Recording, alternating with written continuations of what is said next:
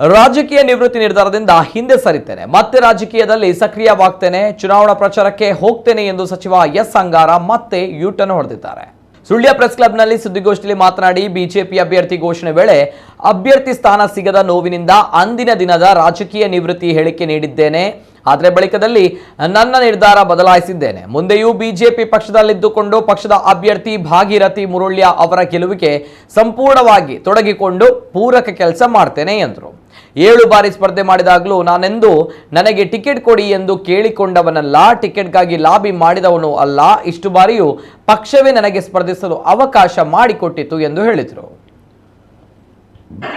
ಚುನಾವಣೆಯಲ್ಲಿ ಈಗಾಗಲೇ ನಮ್ಮ ಪಾರ್ಟಿಯ ಕಡೆಯಿಂದ ಅಭ್ಯರ್ಥಿಗಳ ಘೋಷಣೆ. ನಾನು ಮೊನ್ನೆ 12ನೇ ತಾರೀಕಿಗೆ ಮನೆಗೆ ಬಂದಾಗ ಮಾಧ್ಯಮದಲ್ಲಿ ಹೇಳಿಕೆಯನ್ನು ನೀಡಿದೆ. ಹೇಳಿಕೆ ಏನಂದರೆ, ನಾನು ಪಕ್ಷದಿಂದ ನಿವೃತ್ತಿ ಅಂತಕ್ಕಂಥ ಒಂದು ಮಾತನ್ನು ನಾನು ಆ ಮಾತನ್ನು ನನ್ನ ವೈಯಕ್ತಿಕವಾಗಿರ್ತಕ್ಕಂಥ ಒಂದು ನಿರ್ಧಾರದಿಂದ ಹೇಳಿದ ಹೊರತು ಅದನ್ನು ಮತ್ತೆ ನಾನು ಹಿಂದಕ್ಕೆ ಪಡ್ಕೊಂಡಿದ್ದೆ.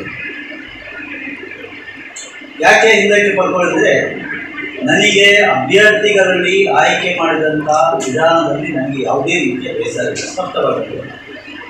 ಅಭ್ಯರ್ಥಿ ನಮ್ಮ ಪಕ್ಷದವರು ಯಾರೇ ಬೇಕಾದರೆ ಅದು ಪಕ್ಷದ ಅಭ್ಯರ್ಥಿ, ಅವರನ್ನು ಗೆಲ್ಲಿಸುವಂಥ ಮತ್ತು ಅವರಿಗೆ ಕೆಲಸ ಮಾಡುವಂಥದ್ದು ಅದು ನನ್ನ ಒಂದು ಹೊಣೆಗಾರಿಕೆ ಕೂಡ.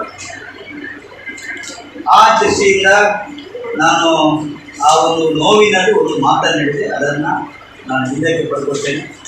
ಮತ್ತು ಹಿಂದೆ ನಾನು ರಾಜಕೀಯದಲ್ಲಿ ಯಾವ ರೀತಿಯಲ್ಲಿ ಸಕ್ರಿಯವಾಗಿ ಕೆಲಸವನ್ನು ಮಾಡ್ತಿದ್ದೆ, ಅದೇ ರೀತಿಯಲ್ಲಿ ಮುಂದೆಯೂ ಕೂಡ ಸಕ್ರಿಯವಾಗಿ ಕೆಲಸವನ್ನು ಮಾಡ್ತೀನಿ. ಚುನಾವಣೆಯಲ್ಲಿ ಈಗಾಗಲೇ ನಮ್ಮ ಪಾರ್ಟಿಯ ಕಡೆಯಿಂದ ಅಭ್ಯರ್ಥಿ